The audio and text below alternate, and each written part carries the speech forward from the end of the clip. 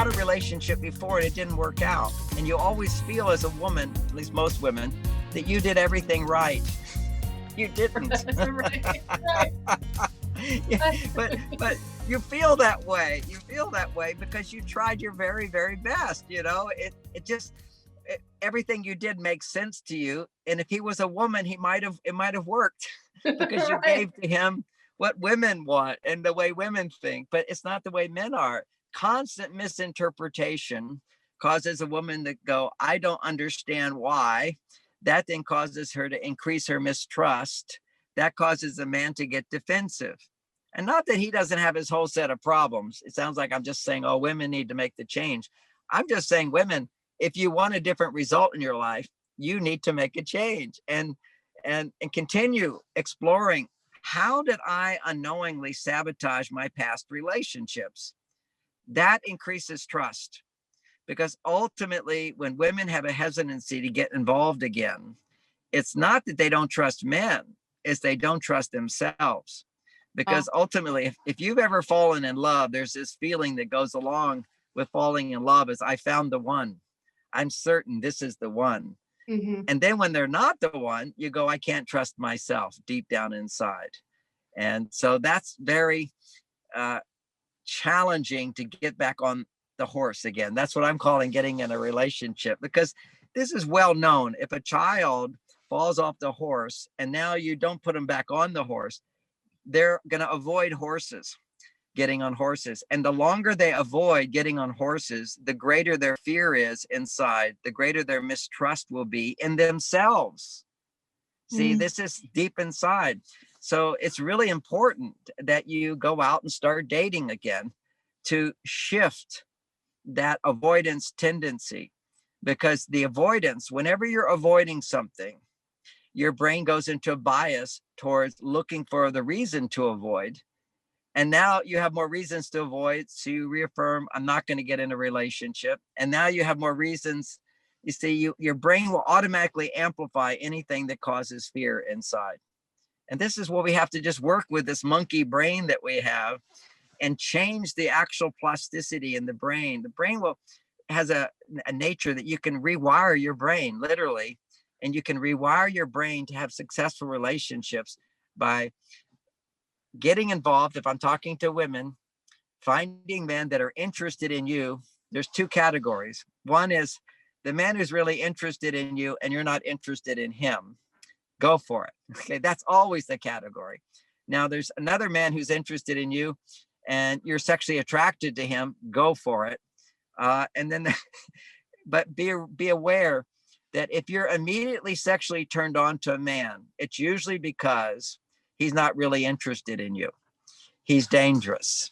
He's married. He's unavailable. He's got drug addictions, but he can put on a great show for a few dates. Make sure that you're not thinking he's the one, because he's not.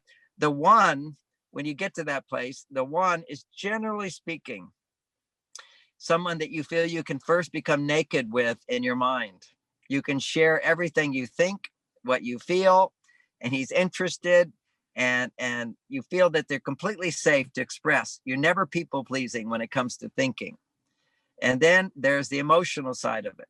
You're never people pleasing and sharing your feelings, except almost any man's not going to be able to hear your feelings if you're blaming him. So leave any blame of him out, but be able to reveal whatever comes up in your soul to speak, that you can be naked mentally and emotionally.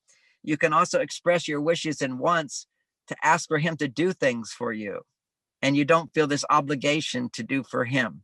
That's connecting on the mind, connecting on the heart. Then you can feel a sexual attraction that's crazy and wild, and you can trust that means he's the one. When you get all three together, he's the one. But meanwhile, if you're a woman, you also have hormonal needs. And the biology of a woman is such that her body is made, at least up to menopause, and then we'll talk about it after menopause.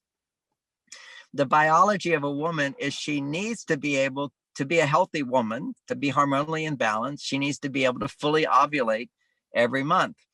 And to fully ovulate every month to mean you can make babies, evolution. This primitive part of the brain controls sex and digestion and regeneration of the body. An orgasm every month, at least one, minimal. More is okay, but your body requires, when you go from your period up to ovulation, your body requires being able to hit your maximum maximum estrogen level, which happens is as an orgasm. That's what an orgasm is. And your estrogen shoots to the highest level. The challenge here is that there's different kinds of orgasms. And half the women in America, according to studies, not my studies, but I've read, have never had an orgasm, uh, and don't really enjoy sex that much. Then you've got the other half. Half of those have never had an orgasm due to their partner's stimulation or with their partner. They're doing it for themselves. And then there's the other quarter, the lucky ones who have learned how to surrender in sex and have a feminine orgasm where your estrogen levels go off the chart and you experience kind of a freedom from your mind for a while. You're totally in your body. See, women are haunted by their minds. Their minds are so busy, busy, busy. But when you can peak that estrogen out, you just get a reset and you get a recharge. And that's called making love. You actually make more love. And then you go around your life for the next month and it's draining you. It's true. I mean, I have, making love for me charges me up. So I have so much love to give. And then it starts draining out and you rebuild it. And if you don't rebuild it, your marriage doesn't have passion. It's something your couples really need to be mindful of. Otherwise, they lose the passion. And everyone knows that's what's happening today. And it has always happened in relationships. And people didn't mind that because they didn't think it was possible. You know, it was like relationships between men and women were primarily based on he's a provider, she's a homemaker. But now we go beyond that. We want romance, we want love, we want ecstasy, we want to feel good communication, we want to feel intimacy, but also just on a level we want to be happy. Because when women are now away on their male side, they need even more so high levels of estrogen to bring them back to their female side more than ever. But they also have this nice, strong male side. So if they can balance male and female, they can have the greatest sexual experience that any woman in history have ever had. And likewise for men, because we can now go more to our female side with a woman, not with our drugs and whatever, and be on our male side.